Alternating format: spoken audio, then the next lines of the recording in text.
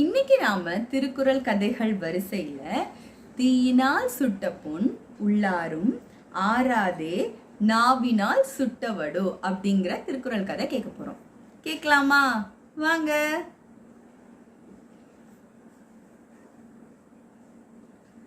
ஒரு ஊர்ல அக்ஷயா அப்படின்னு சொல்லி ஒரு குட்டி பொண்ணு இருந்தாலாம். அந்த குட்டி பொண்ணு டவுன்ல இருந்தா. அவங்க அம்மா அப்பா 2 பேருமே ஒர்க் பண்றவங்க. அதனால அவங்க 2 பேரும் ரொம்ப பிஸியாகவே இருப்பாங்க. இப்போ கூட அவ்வளவா டைமே ஸ்பெண்ட் பண்ணவே முடியாது. எப்போ பார்த்தாலும் அம்மாவும் அப்பாவும் ரொம்ப லேட்டாக ஆஃபீஸ்லேருந்து வருவாங்க. ஆஃபீஸ்லேருந்து வந்தால் கூட ஃபோன் கால் இருக்குது, அது இருக்குது அப்படின்னு சொல்லி போயிட்டே இருப்பாங்க. அக்ஷயாவுக்கு ரொம்ப அப்செட்டாக இருக்கும். என் கூட அப்பாவும் அம்மாவும் டைமே ஸ்பெண்ட் பண்ண மாட்றாங்க அப்படின்னு சொல்லி ரொம்ப கவலைப்பட்டுட்டே இருப்பாள். அவளும் பார்த்துக்கிட்டே இருந்தாள். ஒரு நாள் அவளோட பர்த்டே வந்துச்சு. ரொம்ப எக்ஸைட்டடாக இருந்தா. அம்மா அப்பா கிட்ட, அம்மா எனக்கு அது வேணும் இது வேணும், நீங்கள் 2 பேரும் சீக்கிரமாக வந்து கேக் கட் பண்ணோம், அப்படி எப்படி அங்கே கூட்டிகிட்டு போனோம், ரொம்ப ஆசைப்பட்டுட்டு இருந்தா அக்ஷயா. அம்மாவும் அப்பாவும் வந்துடுவாங்க அப்படின்னு சொல்லிட்டு ஈவினிங் அவ்வளோ வெயிட் பண்ணி பார்க்குறா. பார்த்தா அம்மா அப்பாவும் 9 o'clock தான் வராங்க. அவளுக்கு ரொம்ப கோவம் வந்துடுச்சு. சே, என்ன இது, அம்மா அப்பாவும் நம்ம கூட கொஞ்ச நேரம் கூட டைம் ஸ்பெண்ட் பண்ண மாட்டுறாங்க அப்படின்னு சொல்லிட்டு அவள் வேகமாக போய் 2 பேர்த்துக்கிட்டே, உங்கள் 2 பேருக்கு பதிலாக எனக்கு வேற யாராவது அப்பா அம்மாவாக கிடச்சிருக்கலாம், என் கூட கொஞ்சம் கூட டைமே ஸ்பெண்ட் பண்ண மாட்டீங்க அப்படின்னு சொல்லி ரொம்ப கோபமாக சொல்லிட்டு அன்னைக்கு அப்பா அம்மா கூட தூங்கவே இல்லை. அப்பாட்டுக்கு வேகமாக போயிட்டான். ரொம்ப நேரம் அக்ஷயாவோட அம்மா அழுதுகிட்டே இருந்தாங்க. இப்படி சொல்லிட்டாளே அப்படின்னு சொல்லி ரொம்ப கவலைப்பட்டு அழுதுகிட்டே இருந்தாங்க. அக்ஷயா தனியாக ரூமுக்கு போயிட்டான். அம்மா எவ்வளோ கூப்பிட்டும் வந்து அம்மா கூட படுத்துக்கவே இல்லை. அக்ஷயா அழுதுகிட்டே நைட்டெல்லாம் படுத்து தூங்கிட்டான். பார்த்தா மறுநாள் காலையில் ஏஞ்சி பார்க்குறான், அம்மா அப்பாவை ரூமில் காணும். எங்கேயும் தேடி பார்க்குறா, காணும். வழக்கம் போல் ஆஃபீஸ் போயிருப்பாங்க, வேற எங்கே போயிருப்பாங்க அப்படின்னு சொல்லிட்டு அவளும் போயிட்டான். அப்புறம் கொஞ்ச நேரம் அவளும் டெய்லி வேலையெல்லாம் பார்த்துட்டு விளையாடிட்டு எல்லாம் பண்ணிகிட்ருக்கா. ஈவினிங் பார்க்குறா, ஈவினிங்கும் வரல. சரி, எப்போதும் இவங்க லேட்டாக வர்றது தானே அப்படின்னு சொல்லி பார்த்தா ரொம்ப டைம் ஆயிடுச்சு. 9 ஆயிடுச்சு, 10 ஆயிடுச்சு, 2 பேரும் காணவே இல்லை. எனக்கு பயம் வந்துருச்சு. ஐயோ, நம்ம வேற அம்மா அப்பா வேணும்னு சொன்னோமே, அதனால அவங்க 2 பேரும் விட்டுட்டு போயிட்டாங்களா அப்படின்னு சொல்லி ரொம்ப பயம் வந்துருச்சு அக்ஷயாவுக்கு. பார்த்தா காலிங் பெல் அடிக்குது.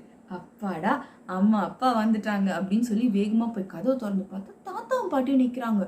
ஊரில் இருந்த தாத்தா பாட்டி எதுக்கு இப்போ வந்தாங்க அப்படின்னு சொல்லிட்டு, ஹாய் தாத்தா பாட்டி, என்ன நீங்கள் புதுசாக வந்திருக்கீங்க, இவ்வளோ திடீர்னு சொல்லாமல், அம்மா அப்பா வீட்டிலே இல்லையே, வாங்க அப்படின்னு சொல்லி கூப்பிடுறா. உடனே அவங்க 2 பேரும் ரொம்ப சேடாக, எங்கள் கூட கிளம்பி வா அக்ஷயா அப்படின்னு சொல்லி சொல்கிறாங்க. இவளுக்கு என்னன்னே புரியல, பயந்துக்கிட்டே கூடவே போகிறா. பார்த்தா அங்கே ஒரு அடாப்ஷன் ஹோமுக்கு கூப்பிட்டுட்டு போயிட்டாங்க. நீ இந்த இடத்துக்கு போ, இங்கே நிறைய பேரண்ட்ஸ் வருவாங்க குழந்தை இல்லாமல், அவங்கள யார் உனக்கு பிடிச்சிருக்கோ நீ அவங்கக்கிட்ட போ அப்படின்னு. அக்ஷயாவுக்கு ஒன்றுமே புரியல. என்ன பாட்டி சொல்கிறீங்க, எனக்கு ஒன்றும் புரியல அப்படின்னு கேட்குறா. உடனே அதுக்கு அவங்க பாட்டி சொல்கிறாங்க, நேற்று நீ சொன்னியா அம்மா கிட்ட, எனக்கு வேற யாராவது அம்மா அப்பாவாக கிடச்சிருந்தா பெட்டராக இருந்திருக்கோன்னு, அம்மா ரொம்ப மனசு கஷ்டப்பட்டாங்க, அதனால அவங்க 2 பேரும் வெளியூர் போயிட்டாங்க, உனக்கு யாராவது நல்ல அம்மா அப்பாவாக பார்த்து கொடுக்க சொல்லி எங்ககிட்ட சொல்லிட்டு போயிட்டாங்கன்னு. அக்ஷயா அழுவ ஆரம்பிச்சிட்டா. ஐயோ பாட்டி, நான் தெரியாமல் ஏதோ கோவத்தில் சொல்லிட்டேன் பாட்டி, அதுக்காகவா என்னை இப்படி விட்டுட்டு போவாங்கன்னு. இல்லைடா, அவங்க 2 பேரும் ரொம்ப பேடாக ஃபீல் பண்ணிட்டாங்க, நீ இந்த அடாப்ஷன் ஹோமில் உனக்கு ஏதாவது நல்ல பேரண்ட்ஸ் கிடைப்பாங்க அப்படின்னு சொல்லி அக்ஷயா தேம்பி அழுகுறா. இல்லை எனக்கு எங்கள் அம்மா அப்பா தான் வேணும், இல்லை எங்கள் அம்மா அப்பா தான் வேணும் அப்படின்னு சொல்லி கதறி அழுகுறா. பார்த்தா திடீர்னு ஒரு குரல், அக்ஷயா எந்திரி அப்படின்னு சொல்லி கேட்குது. உடனே பழக்கம் திரும்பி பார்க்குறா. பார்த்தா இவ்வளவும் கனவு அக்ஷயாவுக்கு. அவங்க அம்மா ஸ்கூலுக்கு தான் எழுப்பிட்டு இருக்காங்க. இவ்வளவும் மம்மியை திட்டிட்டு அக்ஷயாவுக்கு ஒரே பயம். ஐயோ, மம்மியும் டேடி நம்மளை விட்டுட்டு போயிட போகிறாங்க அப்படின்னு சொல்லி பயம். அவள் ஓடி போய் மம்மியை கட்டி பிடிச்சிக்கிறா. மம்மி ரொம்ப சாரி மம்மி, நேற்று நான் உங்ககிட்ட ரொம்ப ஹார்ஷாக பேசிட்டேன் அப்படின்னு சொன்னான். உடனே அவங்க அம்மா சோகமாக சொன்னாங்க, எனக்கு தெரியுதுரா செல்லம், நாங்கள் 2 பேரும் ரொம்ப லேட்டாக வரோம், நீ என்ன பண்ணுறது, எங்களோட ஆஃபீஸ் வேலை அப்படி, இன்னும் கொஞ்ச நாள் பொறுத்துக்கோ, அதுக்கப்புறம் நாங்கள் யாராவது ஒருத்தர் வந்து உனக்காக வீட்டிலே கூட கண்டிப்பாக இருப்போம் அப்படின்னு சொல்கிறாங்க. ஒன்றே சரின்னு சொல்லி அக்ஷயாவும் ரொம்ப ஹாப்பியாக இருக்கா. சரி வா நம்ம கீழே போகலாம், உனக்கு ஒரு சர்ப்ரைஸ் இருக்குது அப்படின்னு சொல்லிட்டு அவளை மாடியிலேருந்து கீழே கூட்டிகிட்டு வராங்க அவங்க அம்மா. பார்த்தா ரூம் ஃபுல்லாக பலூன்ஸு, அப்படியே பயங்கரமாக பெரிய பெரிய கேக் எல்லாம் ரெடியாக வச்சுருக்காங்க. அவங்க மம்மி அவளுக்காக ஒரு சூப்பரான பர்த்டே பார்ட்டி அரேஞ்ச் பண்ணி வச்சுருந்தாங்க.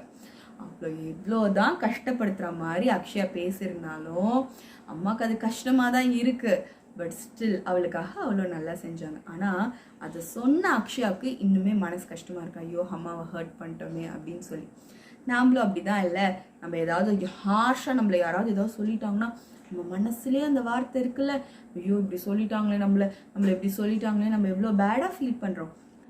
இதை தான் திருவள்ளுவர் என்ன சொல்லியிருக்காரு, தீயினால் சுட்ட புண் உள்ளாரும் ஆறாதே நாவினால் சுட்டவடு அப்படின்னு சொல்லியிருக்காரு. அப்படின்னா என்ன, ஒரு நெருப்பால நம்ம மேல சுட்ட காயம் கூட சீக்கிரமா சரியா போயிடும், சீக்கிரமா காஞ்சு போயிடும். பட் ஆனா ஒருத்தவங்க வார்த்தையில சொன்னது இருக்கு பார்த்தீங்கன்னா, அது ரொம்ப ஹர்ட் ஆயிடும். அது ஆறவே ஆறாது, என்னைக்கா இருந்தாலும் அது ஒரு புண்ணாவே நம்ம மேலேயே இருந்துட்டே இருக்கும்.